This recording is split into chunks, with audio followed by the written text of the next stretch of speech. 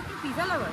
But ডায়েটের কথা ভেবে আর পিজা খাওয়া হচ্ছে না। তাহলে আজকে তোমাদের সন্ধান দেবো এমন একটা জায়গা যেখানে তোমরা পেয়ে যাবে authentic healthy and tasty pizza.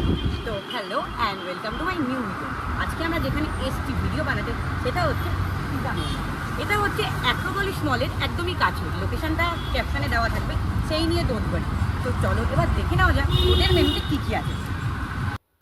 তো হিয়ার ইজ দ্য মেনু। আর এই হচ্ছে শপটা, যেটা কিনা ত্রিবর্ণ সঙ্গে ঠিক অপোজিটে রয়েছে।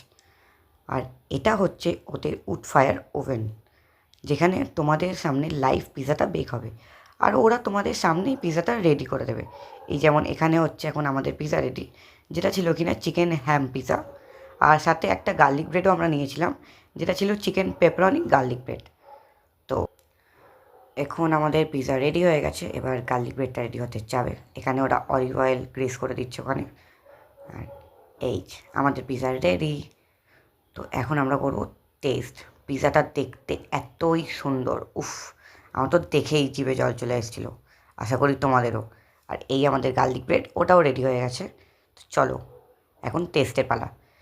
আমার পিজাটা খেতে, সত্যি কথা বলতে আমি পিজা খেতে খুব ভালোবাসি, আর আমার পিজাটা খেতে লেগেছিলো দারুণ, মানে দারুণ। আমি তোমাদের বারবার বলছি তোমরা আসো, এসে ট্রাই করো, ভীষণ ভালো লাগবে। খুব রিজনেবল প্রাইসের মধ্যে তোমরা এখানে পেয়ে যাবে হেলদি এবং টেস্টি পিজা খেতে চাও, কিন্তু ডায়েটের কথা ভেবে মাঝে মাঝে পিজা খাওয়া হয় না, তাই জন্য বলছি এদের পিজার ব্রেডগুলো তৈরি হয় একদম মাল্টিগ্রেন আটায়। তো তোমরা আসো, অবশ্যই ট্রাই করো, তোমাদের ভীষণ ভালো লাগবে। আই তো লাভড ইট। খুব অ্যাফোর্ডেবল প্রাইসের মধ্যে এরকম ফুড শপের কথা আরও জানতে চাইলে প্লিজ ফলো মি।